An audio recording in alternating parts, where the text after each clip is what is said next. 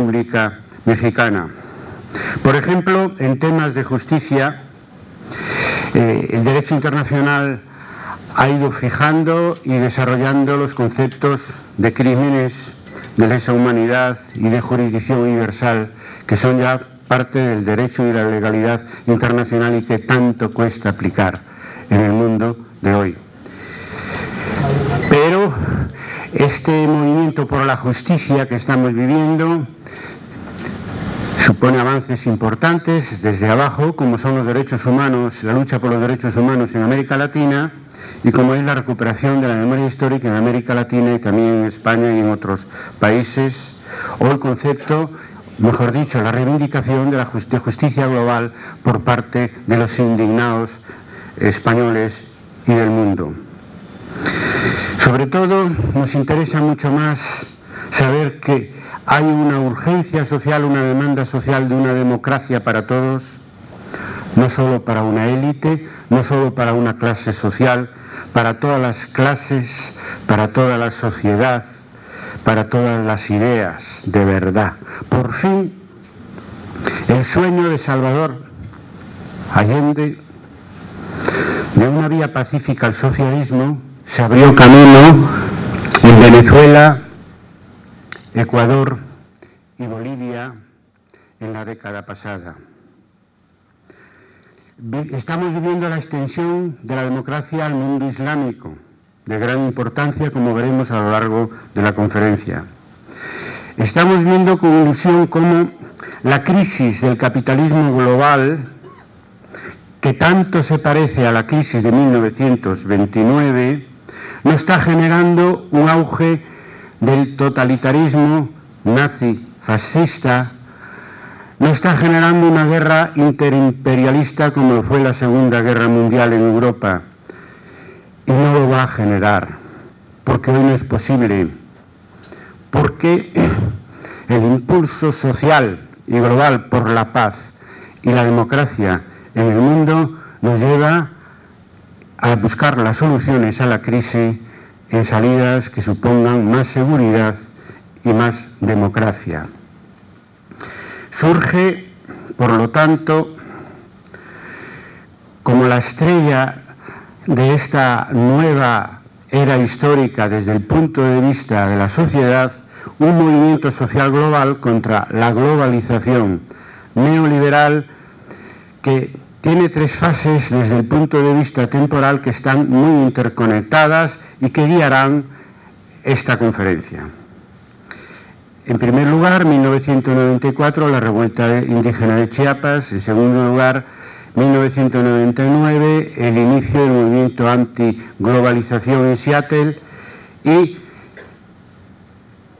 el año histórico que estamos terminando, el 2011,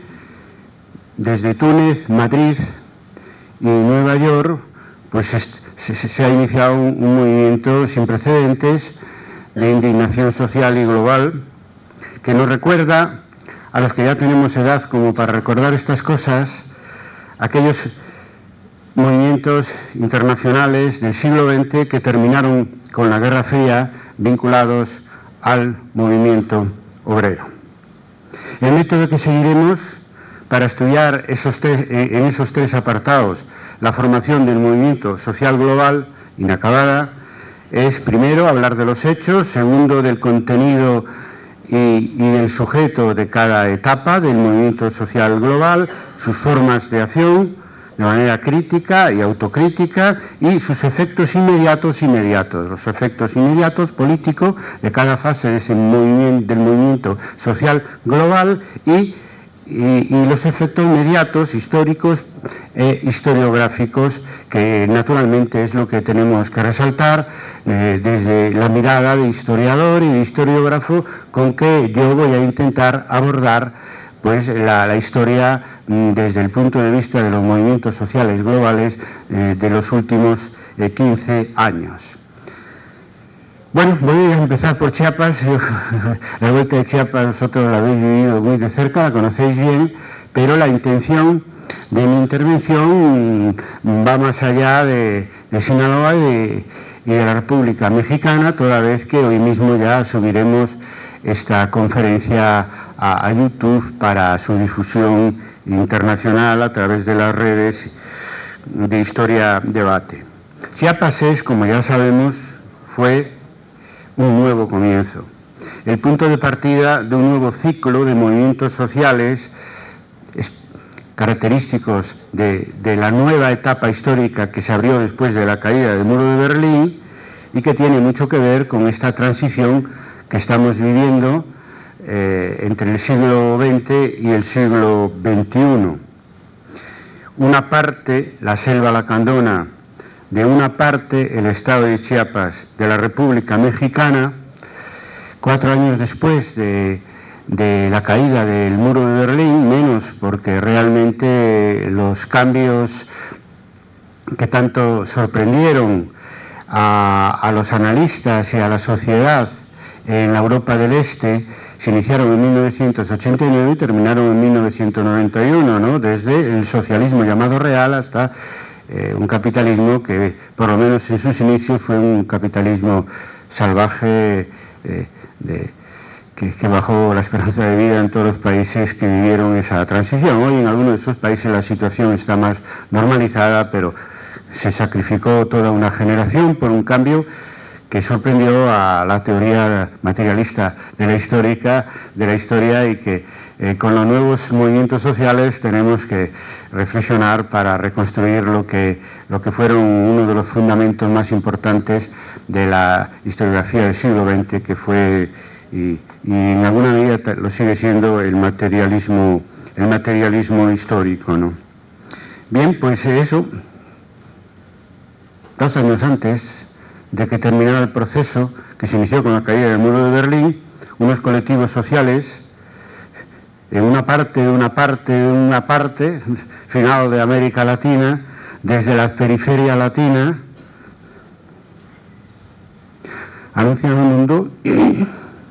que quieren cambiar el mundo. Por eso decía que es un nuevo comienzo. Los hechos son bien conocidos. El 1 de enero de 1994 se subleva un ejército indígena creado por un grupo al que pertenecía su comandante Marcos. Escogieron la fecha, además,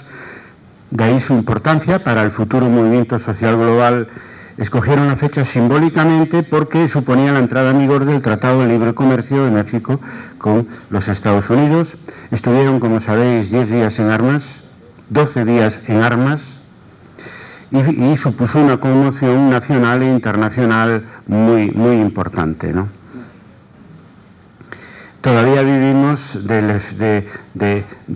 efecto que supusieron las ondas que generó en un mar en calma la revuelta de Chiapas por parte del EZLN. El sujeto es un sujeto indígena, un nuevo sujeto histórico, el movimiento indígena, que desde América Latina, desde Chiapas, se extendió, se contagió a toda América Latina, y 12 años después Evo Morales gana las elecciones por mayoría en Bolivia y construye el Estado multinacional en un sentido étnico de la República Bolivariana de Bolivia. Realmente es un movimiento que ha alcanzado el poder en algunas partes de América Latina y que sigue creciendo el movimiento de los indígenas de América Latina como parte importante del nuevo movimiento social global. En 1994, lo sabemos, algunos universitarios se pusieron de acuerdo con un movimiento indígena social anterior, donde se combina lo más viejo, la etnia, la guerrilla, que ya era vieja en aquel momento, con lo más nuevo, constituyendo el embrión de lo que sería el movimiento antiglobalización. Bueno, las formas de ese movimiento pues son, en primer lugar, algo que conocemos de los orígenes del movimiento obrero, es decir, lo que podemos llamar un movimiento sociopolítico que combina las reivindicaciones concretas con la lucha por un cambio social, por un cambio de forma social. Eso es común al resto de las etapas del movimiento social global y que conocemos, digo, por los orígenes del movimiento obrero. Es decir, juntar reivindicaciones concretas con reivindicaciones históricas más de fondo que exigen un cambio del modelo social. Después del día 12 de la insurrección armada en Chiapas, el EZLN pasa a una acción pacífica que dura hasta el día de hoy y que tuvo como un hecho relevante el apoyo del EZLN en mayo de este año a la Caravana de la Paz de Javier Sicilia en San Cristóbal de las Casas. Otra forma de acción importante es que, estando en sus inicios la red de Internet, ya Marcos y el EZLN ya utilizaron para la difusión global de su revuelta Internet y los medios de comunicación. En su momento eso pues llamó mucho la atención y se agrandó ampliamente en las fases siguientes de formación del movimiento social global. Otra característica nueva como forma de acción es la declaración de que no buscan el poder, el no poder del movimiento indígena chiapaneco, que diferenció claramente y hasta el día de hoy al EZLN y al movimiento zapatista, neozapatista de Chiapas de las guerrillas de las décadas anteriores. Salvo, claro, a ellos no les interesa, y aún lo dicen hoy, el poder, están con la otra campaña y eso, salvo naturalmente en la zona zapatista donde se han tomado el poder, ¿no? En Chiapas, para autogestionarse.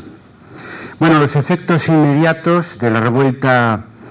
zapatista de Chiapas son, pues, los más directos, que no es poca cosa para ellos,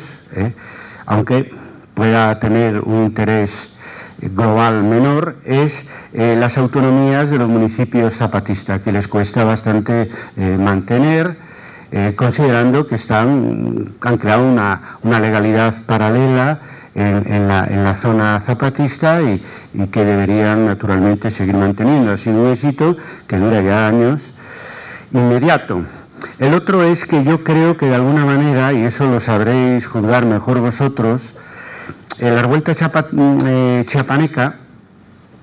yo creo que ayudó a una transición hacia la democracia en México del unipartidismo del PRI al bipartidismo PAN-PRI, que es lo que ahora está en vigor desde el momento en que ya en 1988 pues no fue posible la aceptación, según muchos observadores, de la victoria de Cuauhtémoc Cárdenas, y porque en el año 2006,